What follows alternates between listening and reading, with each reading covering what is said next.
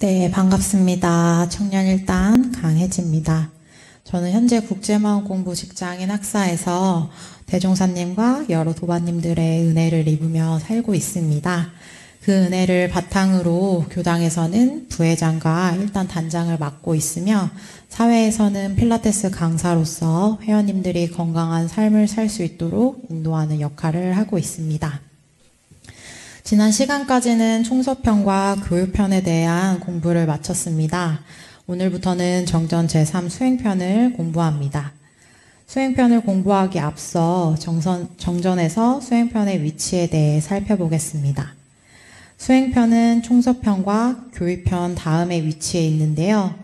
대종사님께서는 교법의 총체적인 설명이 담긴 총서편과 교리에 대한 전반적인 해설이 나와 있는 교육편을 알려주신 후 이것을 실천하기 위해 실천 방법인 수행편에 대해 알려주셨습니다.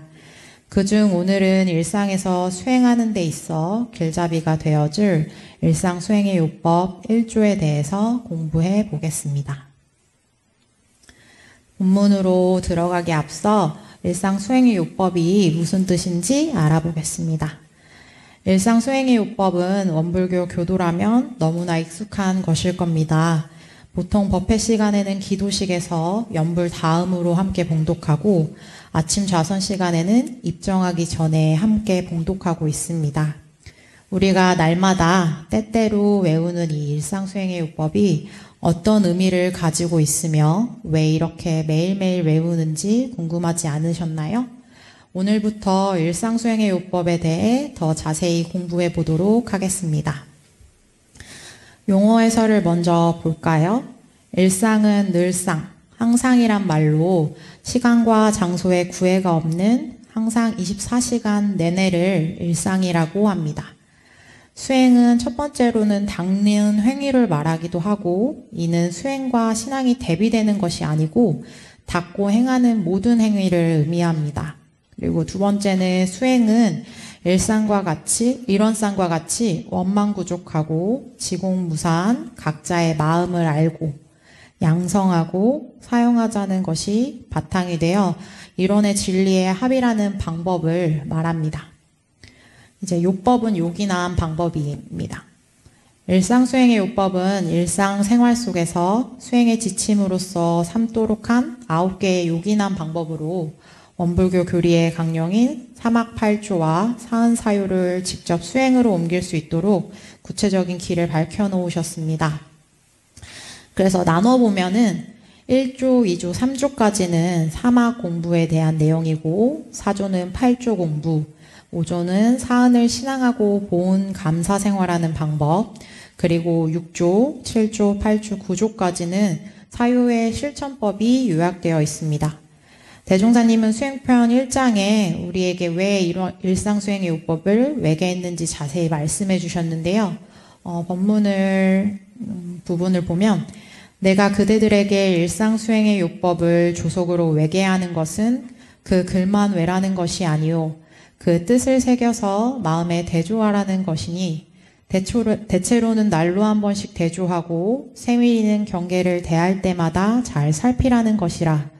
곧 심지에 요란함이 있었는가 없었는가 대조하고 또 대조하며 챙기고 또 챙겨서 필경은 챙기지 아니하여도 저절로 되어지는 경지에까지 도달하라 함이니라 이렇게 말씀해 주셨습니다. 그러면 오늘 일상수행의 요법 1조에 대해서 좀 더 구체적으로 공부해 볼 텐데요. 아까도 말씀드렸듯이 1조, 2조, 3조는 사막 공부를 말하는데 그 중에 1조는 사막 공부 중 정신수양에 대한 부분을 담고 있습니다. 먼저 심지는 원래 요란함이 없건만은 경계를 따라 있어지나니 그 요란함을 없게 하는 것으로서 자성의 정을 세우자라고 하셨는데요. 부분을 나눠서 먼저 심지는 원래 요란함이 없건만은을 보면 심지는 첫 번째 마음의 땅이라는 의미도 있고 원망 부족하고 지공무사한 성품, 선악이 없는 근본 마음자리, 한 생각이 나오기 이전의 마음자리 등으로 말할 수 있습니다.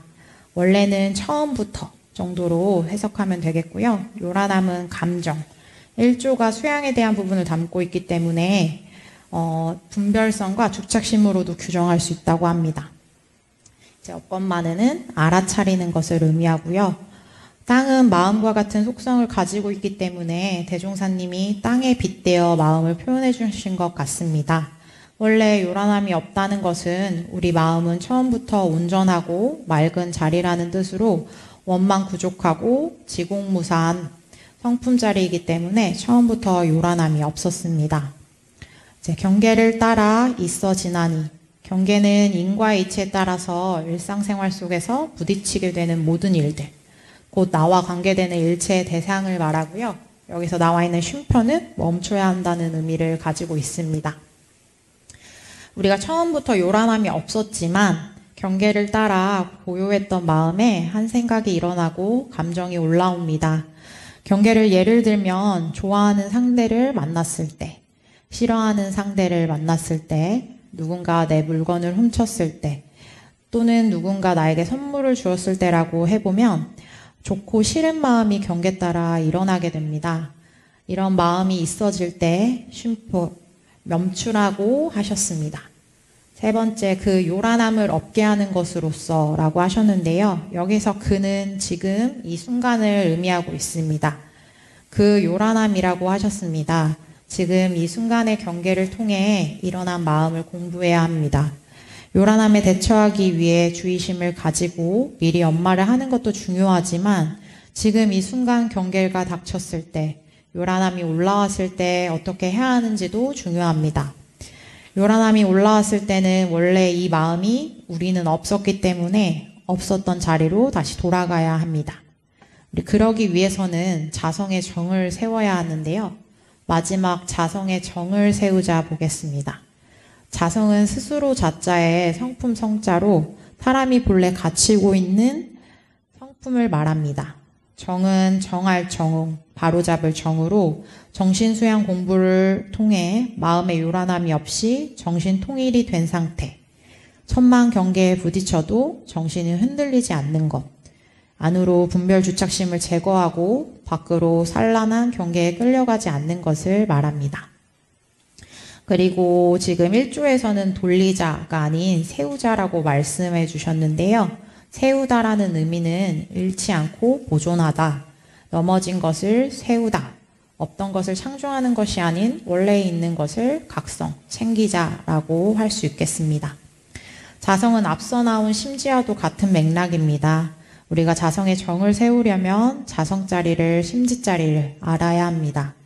그 자리를 가기 위해서는 수양을 통해 들어가야 하는데요. 우리 마음이 원래 어떤지 알고 있어야, 그러니까 견성을 해야 요란함이 우리를 흔들 때 우리는 마음에 다시 정을 세울 수 있습니다. 하지만 견성을 하지 않았다 하더라도 스승님과 이 법에 대한 신심으로 교리를 밟아 나간다면 자성자리에 도달할 수 있다고 합니다. 이상 강연을 마치며 그동안 수없이 외웠던 일상수행의 요법을 더 자세히 들여다볼 수 있는 소중한 시간이었던 것 같습니다.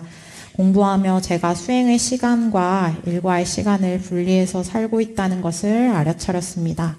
결국 불법 생활을 지키지 못했다는 건데요. 강연을 통해 문제점을 알아냈으니 앞으로 대종사님이 남겨주신 일상수행의 요법 공부를 통해 행복한 삶을 살아보고 싶습니다. 감사합니다.